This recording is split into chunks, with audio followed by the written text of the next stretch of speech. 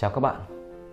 Nội soi đại tràng là phương pháp dùng ống soi mềm, đầu có gắn camera, đi từ hậu môn qua trực tràng, đi hết đại tràng vào manh tràng và phần cuối của ruột non. Đây là phương pháp tối ưu để chúng ta chẩn đoán và can thiệp các bệnh lý về đại tràng mà không có một phương pháp nào khác tốt hơn nó. Chính vì vậy mà cái mối quan tâm về nội soi đại tràng rất là lớn, đặc biệt là các bác sĩ nội soi mới cũng như là người bệnh. Làm thế nào để nội soi đại tràng được thành công? Hôm nay phòng nội soi bọn mình sẽ chia sẻ với các bạn các cái bí quyết để giúp nội soi đại tràng thành công. Xin mời các bạn.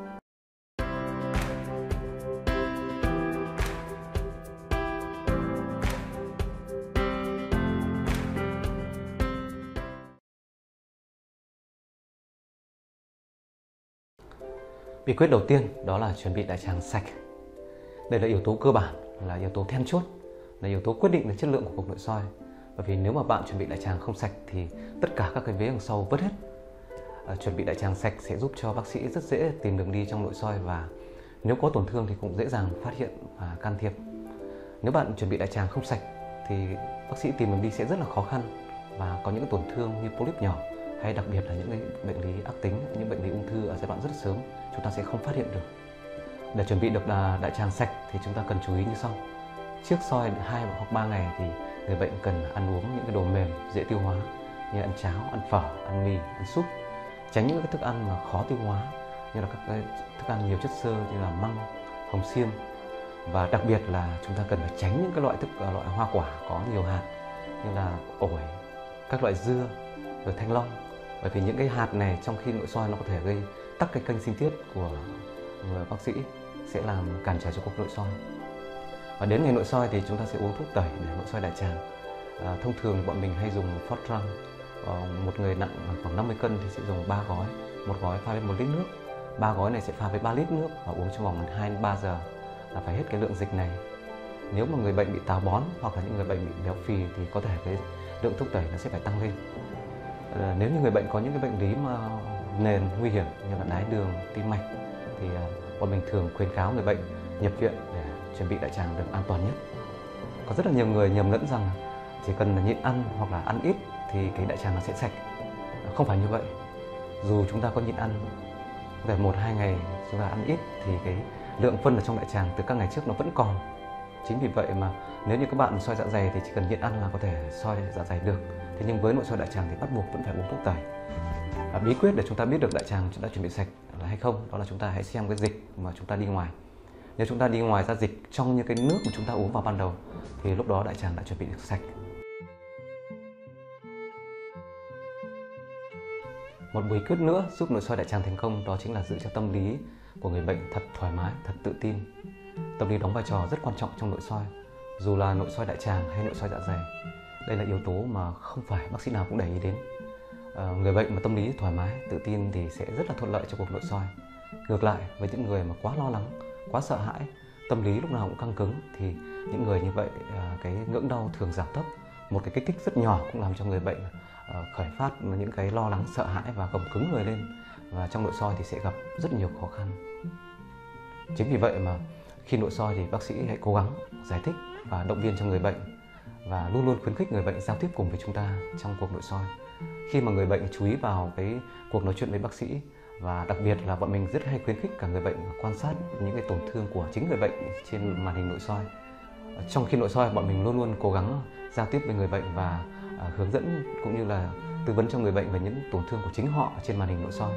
Khi người bệnh người ta theo dõi được các cái tổn thương này thì cái sự chú ý của người ta sẽ tập trung vào chuyện bệnh tật, và người ta ít để ý đến cái cảm giác lo lắng cũng như là những cái sợ hãi và cả cái cảm giác đau. Chính vì vậy mà sẽ tạo điều kiện thuận lợi nhất cho cuộc nội soi.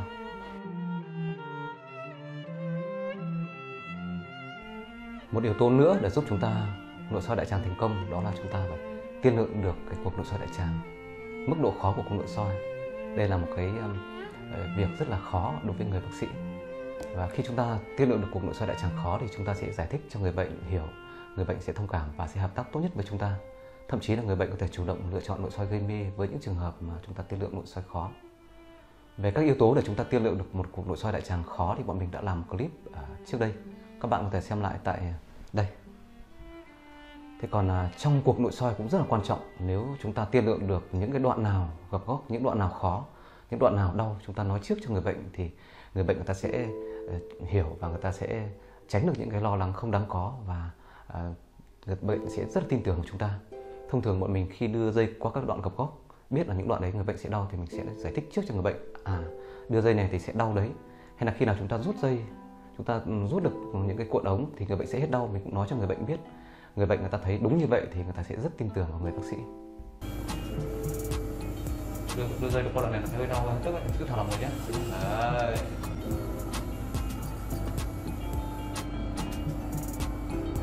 Tức là này đấy, chúng ta phải vào lại chàng ngang. Đây là chàng ngang một tí rồi.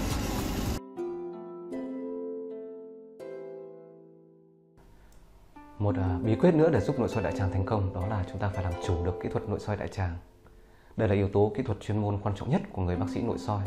Kỹ thuật nội soi đại tràng chuẩn mực sẽ giúp nội soi đại tràng thành công với thời gian ngắn nhất có thể và người bệnh ít đau đớn nhất có thể, và giúp cho can thiệp và điều trị các cái tổn thương nếu có ở đại tràng tốt nhất. Các cái nguyên tắc cơ bản trong nội soi đại tràng mà người bác sĩ nội soi phải nắm bắt được đó là nguyên tắc số 1, chỉ đưa dây soi khi nhìn thấy đường. Đây là nguyên tắc cơ bản và xuyên suốt trong quá trình nội soi, giúp nội soi đại tràng thành công và tránh biến chứng thủng. Nếu chúng ta không nhìn thấy đường mà chúng ta vẫn đưa dây soi thì chắc chắn người bệnh sẽ rất đau đớn và sẽ gây thủng đại tràng của người bệnh. Nguyên tắc thứ hai là chúng ta phải hút bớt hơi và rút máy nếu có thể. Thói quen của các bác sĩ mới vào nghề nội soi đó là chúng ta hay bơm hơi để nhìn thấy đường rõ. Thế nhưng khi chúng ta bơm hơi quá mức thì lòng đại tràng giãn, sẽ gây cho đường đi sẽ dài hơn và các cái đoạn gập góc sẽ khó khăn hơn rất là nhiều. Chính vì vậy mà chúng ta phải biết rút máy và hút hơi ở những cái tình huống như vậy. Với kinh nghiệm của mình thì bọn mình luôn luôn cố gắng là bơm hơi ít nhất có thể, và bất cứ khi nào có thể rút máy được thì bọn mình đều rút máy. Làm được như vậy thì người bệnh sẽ ít đau đớn nhất, chúng ta vận hành dây soi dễ nhất để qua được các cái đoạn gập góc để đến manh tràng. Nguyên tắc thứ ba là chúng ta phải biết được dây soi đang ở đoạn đại tràng nào.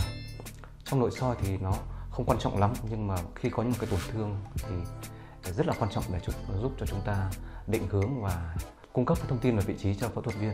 Ví dụ một cái khối u ở đại tràng phải hay đại tràng trái thì do cái đặc điểm giải phẫu về mạch máu mà phẫu thuật viên sẽ phải cắt nửa đại tràng phải hay nửa đại tràng trái. Nếu người bác sĩ mà nội soi mà không nói được cái vị trí chính xác ở đại tràng nào thì phẫu thuật viên sẽ rất vất vả, không thể cắt toàn bộ đại tràng được, sẽ phải lần mò để tìm vị trí của cái khối u đó, sẽ vô cùng khó khăn. Thậm chí một số trường hợp trên nội soi đại tràng, bác sĩ nội soi có thể tiêm những cái chất chỉ thị màu để giúp cho phẫu thuật viên tìm được cái khối u đó dễ dàng nhất trong khi phẫu thuật. Để biết được cái vị trí giải phẫu của đại tràng thì chúng ta có thể dựa vào đặc điểm của niêm mạc, đặc điểm của mặt cắt của đại tràng, đặc điểm về các cái mốc giải phẫu của đại tràng như góc gan thì có màu tím sẫm, manh tràng thì có cấu trúc của van Boeing và gốc ruột thừa. Hay là chúng ta có thể dựa vào cái mức độ đọng nước ở trong đại tràng, tư thế bệnh nhân nằm ngửa. Và một cái dấu hiệu quan trọng đó là chúng ta dựa vào cái khoảng cách từ đầu ống soi đến cách rìa hậu môn. Nguyên tắc thứ tư đó là chúng ta phải biết sử dụng hợp lý và hiệu quả các cái sự trợ giúp trong nội soi, như là ép bụng, như là thay đổi tư thế của người bệnh, hay là chúng ta thay đổi cái tay người soi. Cũng có khá là nhiều bạn đồng nghiệp có trao đổi với bọn mình rằng những cái kinh nghiệm khi nào thì chúng ta hút bớt hơi, khi nào thì chúng ta bơm hơi, khi nào thì chúng ta rút máy và khi nào thì chúng ta xoay máy cùng chiều hay ngược chiều kim đồng hồ. Thì bọn mình đã làm một clip trước đây rất là kỹ về vấn đề này. Các bạn có thể xem lại tại đây. Giải phẫu đại tràng gồm có nhiều đoạn như đại tràng sigma, đại tràng trái, đại tràng ngang, đại tràng phải. Có những cái đoạn đại tràng gập góc như là góc nối giữa sigma và đại tràng trái, góc trái và góc phải. Và với mỗi một cái đoạn đại tràng này thì kỹ thuật đưa dây qua những cái đoạn này nó có những cái đặc điểm khác biệt. Bọn mình đã làm một clip rất là chi tiết về kỹ thuật đưa dây qua từng đoạn đại tràng này. Các bạn có thể xem lại tại đây.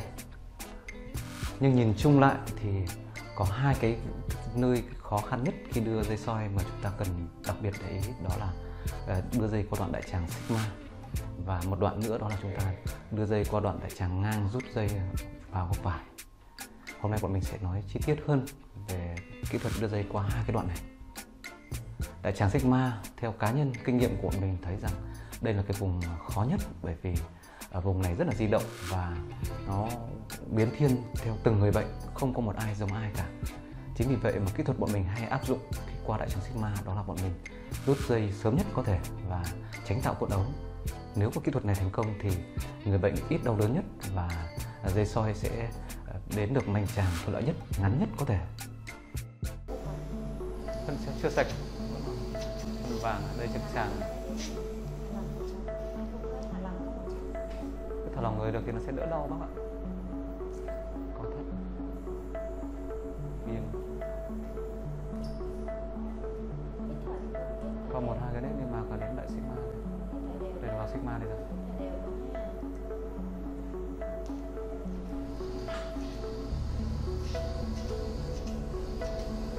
Rút dây được. Qua đây thì nó sẽ đỡ đau cho người bệnh. Chụp vào tí bác ạ.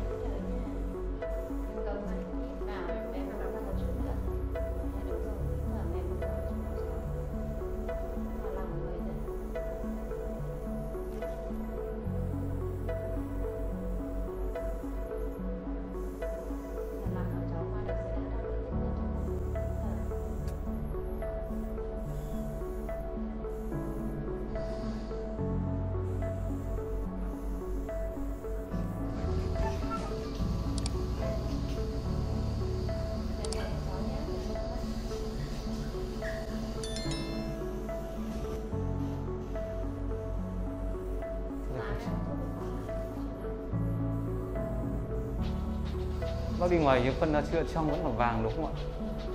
Vì thấy cái dịch nó chưa sạch. Qua đoạn này nó hơi khó chịu một chút, chỗ sigma vào đại tràng trái.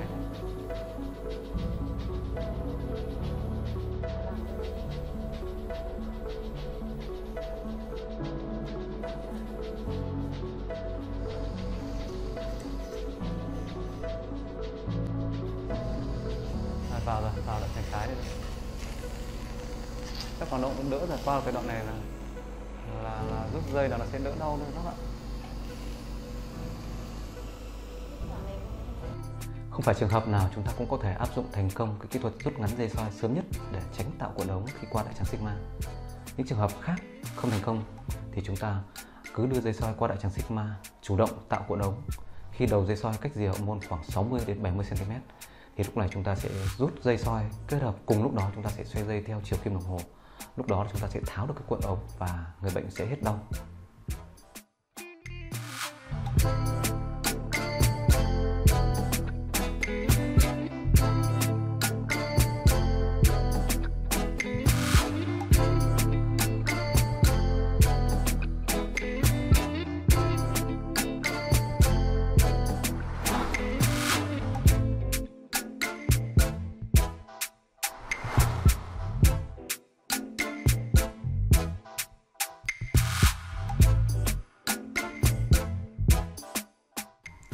Cũng sẽ có một số ít trường hợp khó, chúng ta sẽ không thể áp dụng được một trong hai kỹ thuật trên. Thì những trường hợp đó thì chúng ta cứ áp dụng đúng theo các cái nguyên tắc như phần trước bọn mình đã trình bày, và chúng ta sẽ đưa dây soi qua sigma được. Một khó khăn nữa khi soi đại tràng đó chính là cái đoạn đưa dây qua đại tràng ngang. Chúng ta cần để ý rằng đại tràng ngang này nó sẽ dài hay ngắn tùy thuộc vào giải phẫu của từng người, tùy thuộc vào nam hay nữ. Thông thường thì nữ giới cái đại tràng ngang có xu hướng dài hơn, và có những trường hợp mà đại tràng ngang dài nó có thể võng xuống tới tận mào chậu. Bí quyết để chúng ta qua được cái đoạn này đó là chúng ta tiếp tục đẩy dây qua góc trái đến giữa đại tràng ngang hoặc quá đại tràng ngang. Thì lúc này chúng ta sẽ rút máy kết hợp với xoay dây ngược chiều kim đồng hồ. Lúc này thì góc trái nó sẽ đóng vai trò như là một cái điểm tựa để giúp cho cái đại tràng ngang được kéo nâng cao lên, và đầu ống soi nó sẽ di chuyển về phía góc phải, qua góc phải và vào đại tràng phải và manh tràng.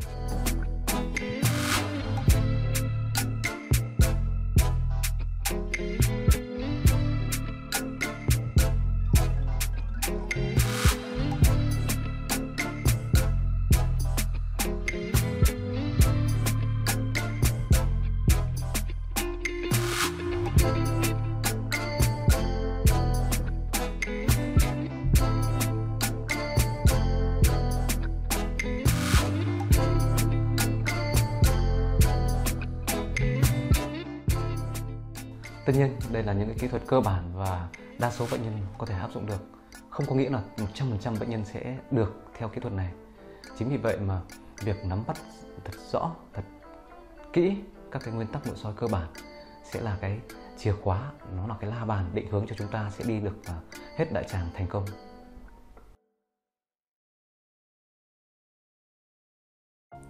Một bí quyết nữa mà bọn mình muốn chia sẻ với các bạn để nội soi đại tràng thành công, đó chính là nội soi gây mê.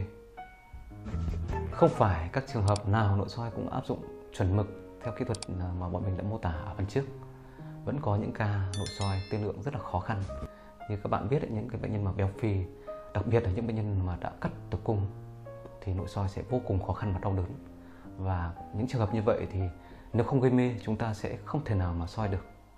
Nội soi gây mê là phương pháp mà bác sĩ sẽ dùng thuốc gây mê đường tĩnh mạch để giúp cho người bệnh rơi vào giấc ngủ.